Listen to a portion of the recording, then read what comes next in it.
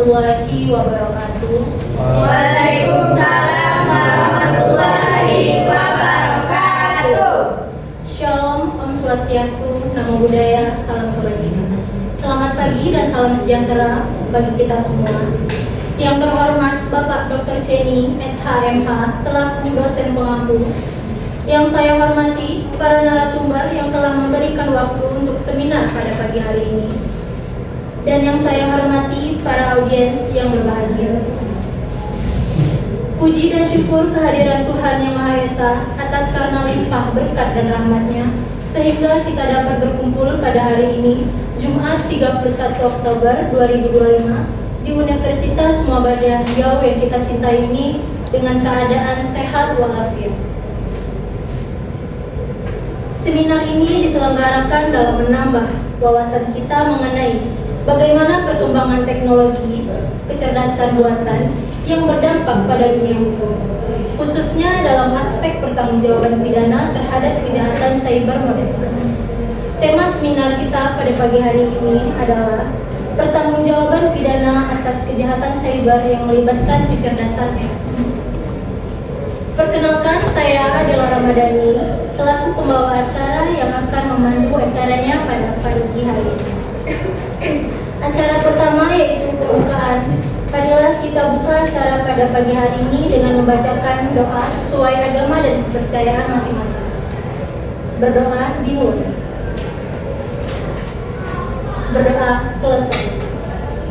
Acara selanjutnya yaitu acara utama kita, diskusi singkat bersama para narasumber.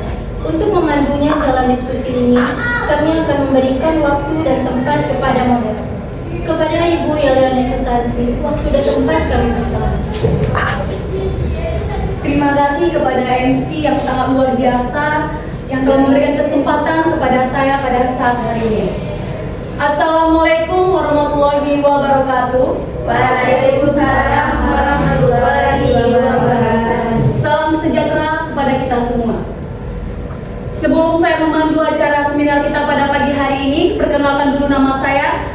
Nama saya Yeliani Susanti, saya sebagai moderator dalam seminar kali ini. Teman-teman hadirin yang saya hormati, topik kita pada hari ini sangat menarik karena tema kita pada hari ini yaitu pertanggungjawaban pidana atas kejahatan cyber yang melibatkan kecerdasan buatan atau yang sering kita dengar dengan sebutan AI. Nah, kita tahu bahwasanya di era digital ini AI tidak hanya menjadi alat bantu, tetapi juga berpotensi digunakan dalam berbagai bentuk kejahatan cyber, mulai dari peretasan otomatis, deepfake, hingga penipuan berbasis algoritma. Nah, banyak sekali zaman sekarang itu pertanyaannya seperti ini: siapa yang harus bertanggung jawab secara pidana ketika AI melakukan atau membantu kejahatan? Dan ada juga pertanyaan yang sering timbul, yaitu apakah sistem hukum di pidana saat ini sudah siap menghadapi kejahatan cyber yang dimediasi oleh AI, atau perlu ada paradigma baru dalam penentuan pertanggungjawaban pidana? Nah, kali ini untuk menjawab semua pertanyaan-pertanyaan itu, kita sudah mendatangkan narasumber kita yang sangat luar biasa. Narasumber kita pertama yaitu Bapak Muhammad Egan SHMH. Narasumber kita yang kedua yaitu adalah Ibu Putisya Bilarintani SHMH. Narasumber kita yang ketiga yaitu Dr. Tesasia Wulansari. Narasumber kita yang keempat yaitu Mutia Febriani SHMH. Nah, kita sudah perkenalan kepada narasumber-narasumber kita yang sangat luar biasa pada hari ini. Nah, sekarang kita akan mendengarkan paparan materi pertama dari Bapak Muhammad Egan SHMH. Kepada Bapak kami persilakan. Ya. Oke, baik, terima kasih moderator atas waktu dan kesempatannya. Jadi saya selaku narasumber akan menjelaskan materi dengan judul konsep actus reus dan mens rea dalam konteks AI. Mungkin teman-teman audiens di sini sudah mengetahui ya sebelumnya apa itu actus reus dan mens rea. Tapi saya akan menjelaskan kembali apa yang dimaksud dengan actus reus dan apa itu mens rea. Jadi begini teman-teman semuanya, actus reus itu adalah merujuk pada elemen fisik atau tindakan yang dilakukan untuk mewujudkan kejahatan, atau bisa dibilang dengan kata lain itu suatu tindakan atau perbuatan yang mana dapat merugikan orang lain. Nah, bagaimana dengan mens rea? Mens rea adalah elemen mental atau niat jahat yang diperlukan untuk membuktikan suatu kesalahan dalam suatu kejahatan, atau dengan kata lain itu kesadaran untuk berbuat jahat, yang mana hal tersebut biasanya terdapat pada manusia. Oke, next. Selanjutnya dasar hukum. Dasar hukum yang mengatur tentang actus reus yaitu pasal 46 dan 47 KUHP yang berbunyi mengatur tentang pertanggungjawaban pidana korporasi yang merujuk pada siapa yang melakukan perbuatan. Sedangkan untuk dasar hukum tentang mens rea yaitu pasal 36 ayat 1 KUHP yang mencakup pertanggungjawaban pidana yang dilakukan dengan sengaja atau karena kealpaan. Nah, bagaimana dengan AI? Secara umum, pada saat ini tidak ada dasar hukum yang mengatur secara spesifik tentang konsep mens rea dan actus reus pada AI tersebut. Oke, next. Kemudian pertanggungjawaban pidana. Di sini pertanggungjawaban pidana yang dilakukan oleh AI masih dibebankan kepada programmer atau pengembang AI itu sendiri, kemudian pengguna AI ataupun perusahaan yang menciptakannya. Selanjutnya. Nah, contoh kasus. Jadi pada contoh kasus kali ini, yang pertama itu untuk actus reus. Contoh kasus actus reus yaitu kendaraan otonom atau sebuah mobil swakemudi AI yang menabrak pejalan kaki melakukan actus reus berupa tindakan fisik yang mengakibatkan cedera. Nah, bagaimana dengan mens rea? Mens rea itu pada AI itu tidak ada ya teman-teman, karena AI sendiri merupakan kecerdasan buatan yang dibuat oleh manusia dan tidak memiliki kesadaran, sehingga ia tidak dapat diterapkan konsep mens rea ini. Selanjutnya. Nah, jadi kesimpulan yang bisa saya sampaikan pada sesi diskusi kali ini yaitu secara ringkas AI dapat memenuhi unsur actus reus dengan melakukan tindakan fisik yang menyebabkan kerugian. Namun, AI tidak dapat memenuhi unsur mens rea karena tidak memiliki kesadaran atau niat jahat seperti yang saya paparkan tadi.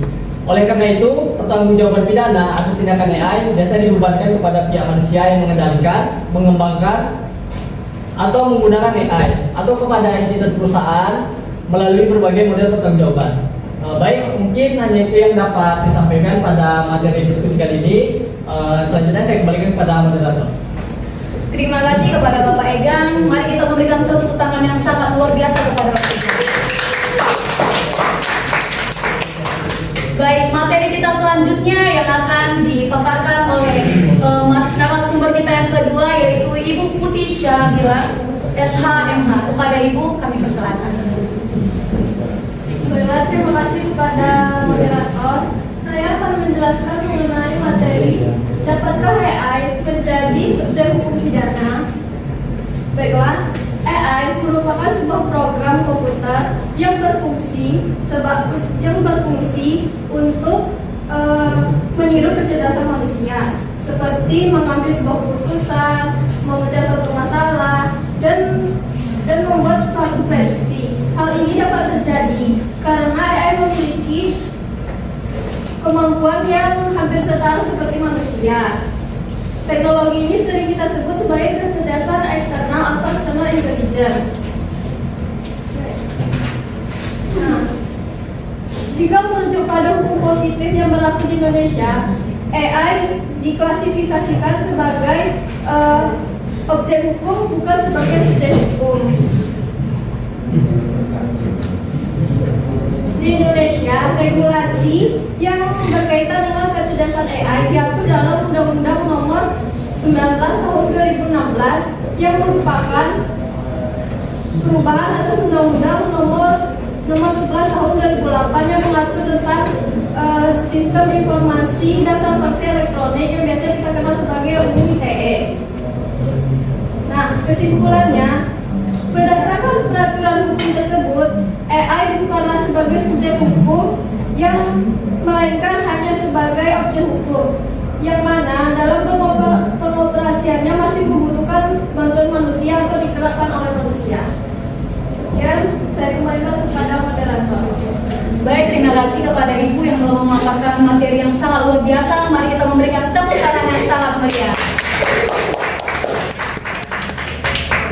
Sekarang mari kita dengarkan narasumber kita yang ketiga, yaitu Ibu Dr. Setia Sasya Ulansari SHMH. Kepada Bapak Ibu, kami persilakan.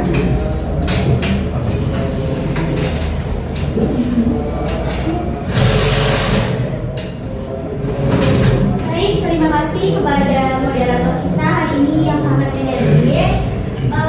Kali ini saya akan membahas tentang deepfake, AI fraud, atau autonomous cyber attack.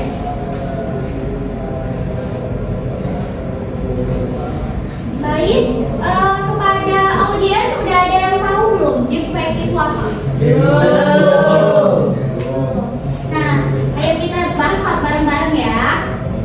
Deepfake adalah teknologi yang menggunakan kecerdasan buatan atau AI, khususnya deep learning, untuk memanipulasi foto, video, atau suara seseorang agar tampak nyata padahal palsu.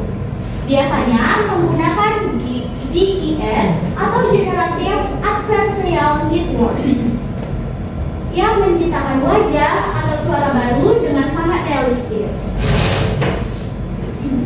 Contoh kasus dari deepfake ini adalah video palsu Barack Obama pada tahun 2018.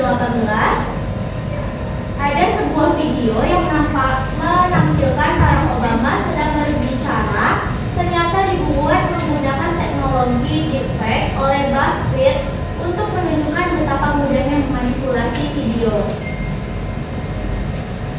Dari kasus itu ada dampaknya, menimbulkan kekhawatiran soal penyebaran disinformasi politik. Selanjutnya, AI fraud. AI fraud adalah penggunaan AI untuk melakukan penipuan atau kejahatan finansial, misalnya dengan meniru suara, wajah, dan perilaku seseorang agar korban percaya. Contoh kasusnya ada CEO VoiceCam di tahun 2020 di Inggris. Seorang CEO perusahaan energi ditipu sekitar 220 US Eropa. Setelah menerima panggilan telepon dari seseorang yang meniru suara bos besar perusahaan induk menggunakan voice cloning. Dampaknya perusahaan mengalami kerugian besar akibat kepercayaan terhadap suara tiruan tersebut. Yang terakhir ada autonomous cyber attack. Autonomous cyber attack adalah serangan cyber yang dijalankan sepenuhnya oleh sistem AI tanpa kendali manusia langsung. AI dapat memindai, mengeksploitasi, dan menyerang sistem secara otomatis, bahkan belajar dari respons target. Adapun contoh kasus dari autonomous cyber attack yaitu kasus hipotetis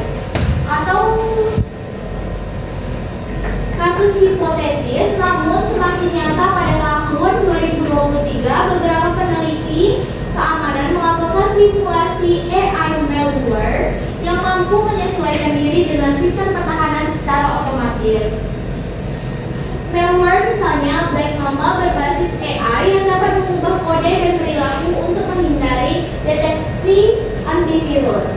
Yang berdampak serangan cyber menjadi lebih cepat, sulit dideteksi, dan adaptif.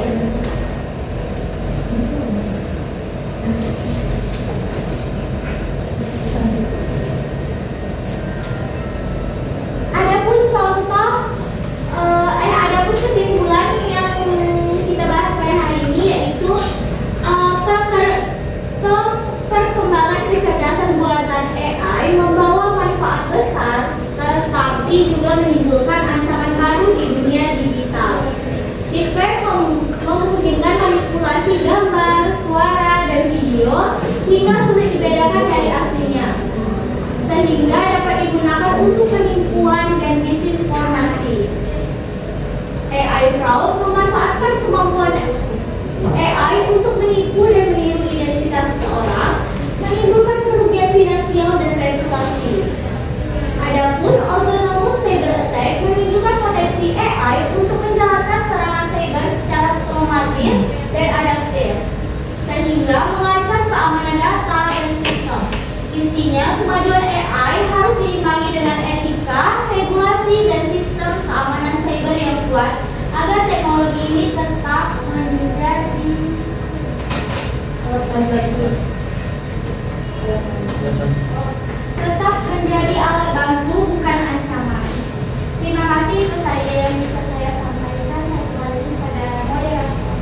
Terima kasih kepada Ibu Dr. Tesasia Wulansari, SHMH, atas materi yang telah dipaparkannya yang sangat luar biasa. Mari kita tepuk tangan yang sangat meriah.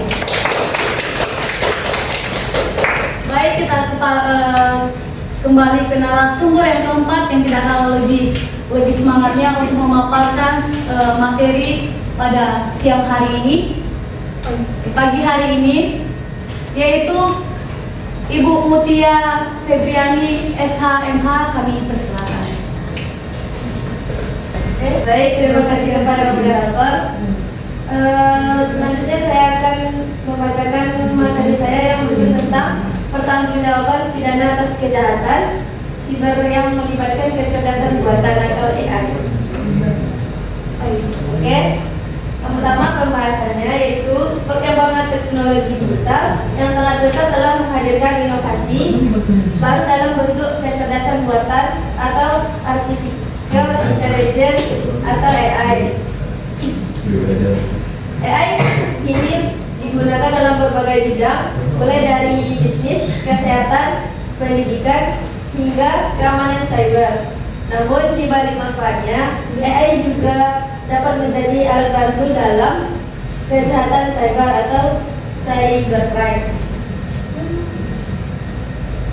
Baik, dalam hukum pidana, pertanggungjawaban memerlukan unsur perbuatan atau actus reus, niat atau kesalahan atau mensrea. Masalah muncul ketika AI melakukan perbuatan yang menimbulkan kerugian atau kejahatan karena yang pertama, AI tidak memiliki kesadaran dan niat jahat. Yang kedua, AI bisa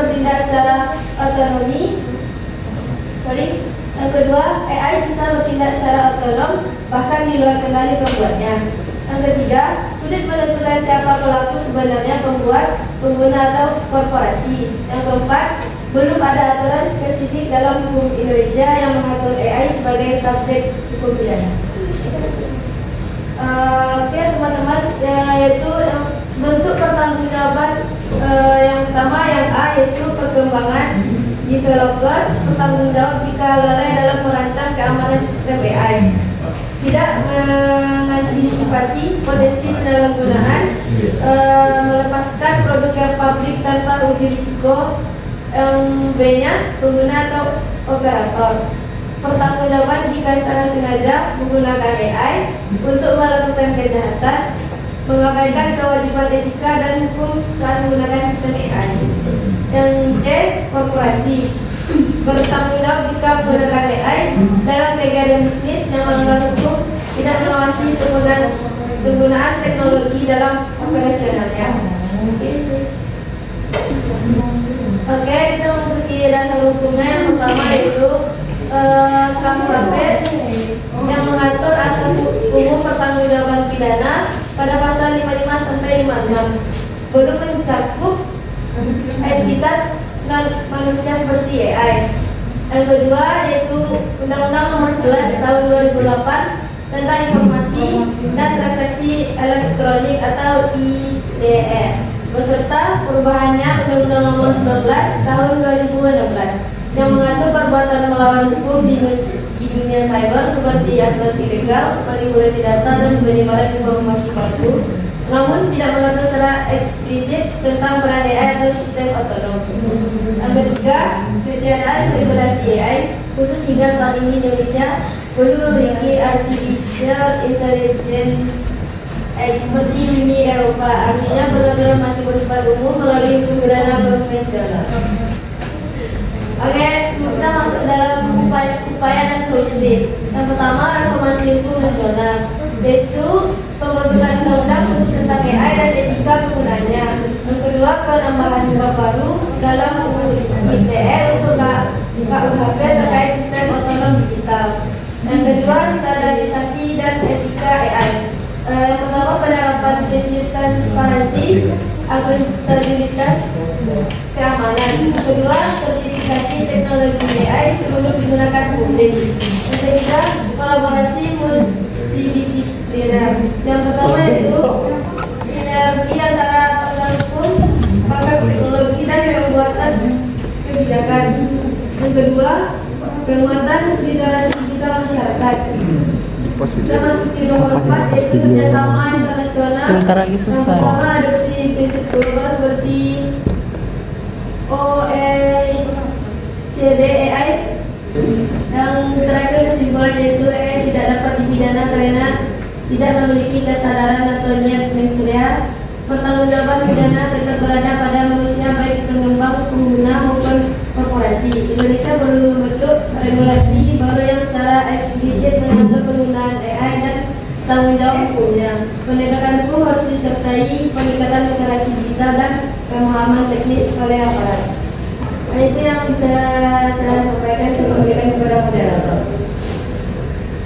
Baik, terima kasih kepada Ibu Mutia Febriani SHMH yang telah memberikan materi yang sangat luar biasa. Mari kita memberikan tepuk tangan yang sangat luar biasa. Setelah kita mendengarkan tentang materi kita yang telah disampaikan oleh para narasumber kita pada pagi hari ini, tiba saatnya kita akan masuk ke dalam sesi tanya jawab. Baik, para teman-teman, ada yang mau bertanya tentang materi kita? Oke, kepada silakan. Assalamualaikum warahmatullahi wabarakatuh. Waalaikumsalam. Perkenalkan, nama saya Rehan Rasid. Saya ingin bertanya, apakah AI dapat dianggap sebagai subjek hukum pidana? Yang kedua. Terima kasih. Oke, selanjutnya ada yang mau bertanya? Oke, silakan. Halo, Perkenalkan, nama saya Popiolata dari Prodi Ilmu Hukum. Bagaimana sistem hukum saat ini merespon kejahatan yang melibatkan AI? Oke, terima kasih. Siapa lagi nih? Satu pertanyaan lagi. Oke, baik, silakan. perkenalkan saya Riziko dari Prodi Astronomi. Pertanyaan saya adalah, mengapa kejahatan cyber yang melibatkan AI menjadi isu penting dalam hukum pidana modern saat ini? Terima kasih. Oke, terima kasih atas pertanyaannya. Tiba saatnya para narasumber kita yang sangat luar biasa nih yang ingin menjawab setiap pertanyaan dari para teman-teman sekalian. Pertanyaan pertama akan dibahas atau dijawab oleh narasumber kita yang pertama yaitu Bapak Muhammad Egan SHMH. Kami persilakan. Baik, terima kasih moderator. Saya akan menjawab pertanyaan dari saudara Rehan, yaitu apakah AI dapat dianggap sebagai subjek hukum? Jadi jawaban itu AI belum dapat dianggap sebagai subjek hukum karena AI tidak memiliki kesadaran seperti manusia pada umumnya dan tidak memiliki kepribadian hukum sehingga tidak dapat memahami norma hukum. Sekian, terima kasih. Oke, jawabannya ini, jawaban yang disampaikan oleh narasumber sangat luar biasa. Dan kepada saudara Rehan, apakah sudah paham akan setiap pertanyaan? Apakah sudah terjawab? Oke, terima kasih.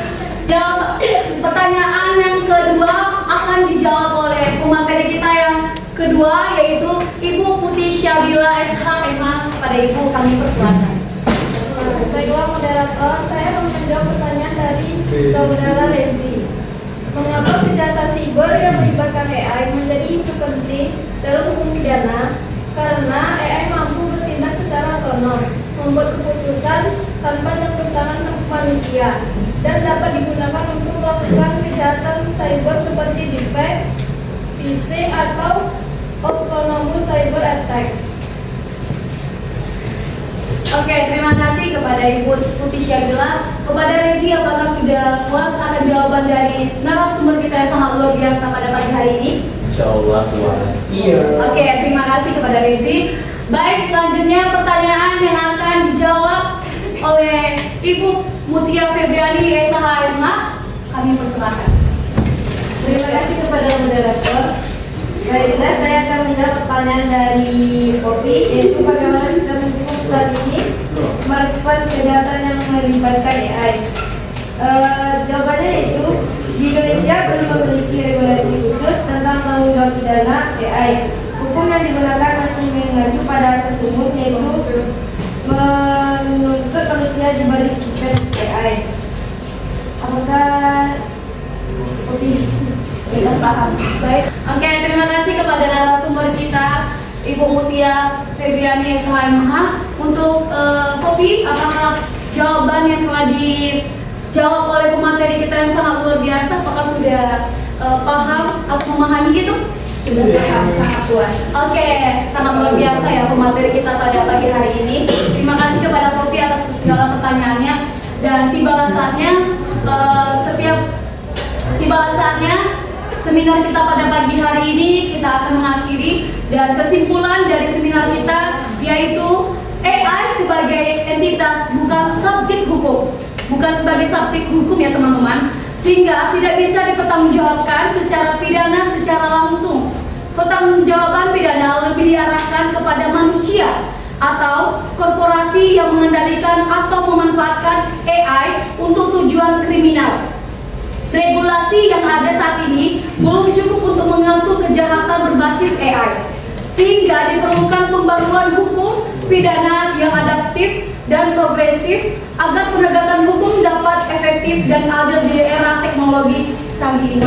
Sekian dari saya moderator, lebih dan kurang saya mohon maaf. Wassalamualaikum warahmatullahi wabarakatuh. Saya kembalikan kepada MC. Baik para hadirin yang saya hormati, sampailah kita di penghujung acara seminar yang bertemakan pertanggungjawaban pidana atas kejahatan cyber yang melibatkan kecerdasan AI. Semoga ilmu yang didapat bermanfaat bagi hadirin sekalian. Saya adalah Ramadhani selaku pembawa acara mengucapkan terima kasih dan mohon maaf apabila dalam pelaksanaan seminar masih terdapat banyak kekurangan. Ke Yogyakarta beli ketan. Sampai jumpa di lain kesempatan. Wassalamualaikum warahmatullahi wabarakatuh.